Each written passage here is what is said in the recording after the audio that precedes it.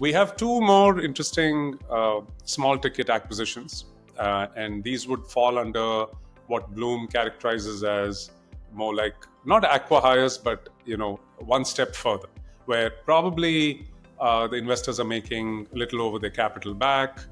The founders are getting a nice story, some liquidity, and just the nice feather in their cap that they've built an company that got acquired and then keeps growing from there. So the first of which was Imarticus Learning's 50 crore acquisition of MyCaptain. It accelerates. I think the motivation was it accelerates into non-tech creative entrepreneurial upskilling, which is what MyCaptain was bringing, especially across tier 2, tier 3 college markets, and that bolsters the Imarticus's portfolio. And they've historically had like an offline reach, 20 plus centers, 500K plus learning base. And basically they add another 250 employees and grow this MyCaptain's revenue base, hopefully, of 27 crores, seemingly EBITDA break even for FY25. And it complements Imarticus's 205 crore top line. So it's a steal of a deal. Again, this is the other thing you should understand in a small ticket M&A.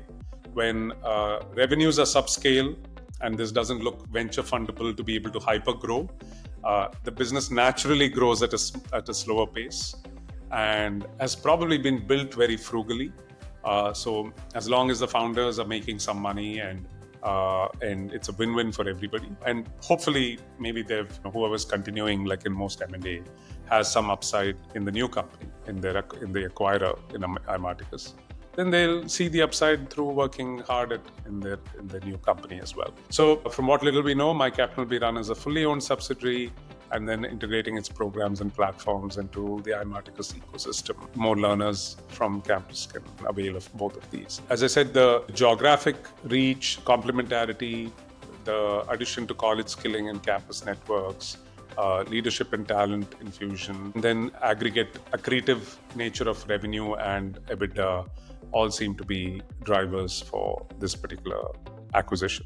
So small, but like neat and like very clean kind of an acquisition, which is again something we will tend to see a lot more of in the ecosystem, I feel, when you have larger companies and are cash flow positive and they can afford to pay up and do a combination of cash and stock and pick up these kind of companies.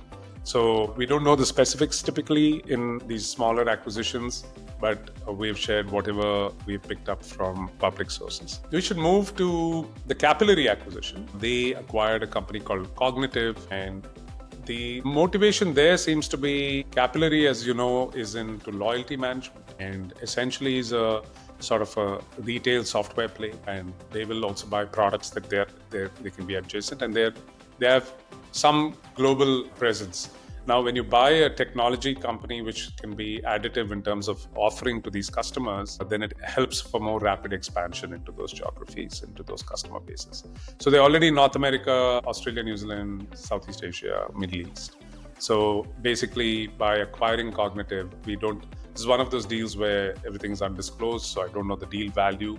My guess is it again falls in that few $1 million range at 30 plus enterprise customers, including PetSmart, Hallmark, international clients. So it expands Capillary's global footprint. Financials were not easy to grab, and this seems to be the motivation for Capillary buying. Capillary historically has also been, someone who has tried to grow through acquisitions.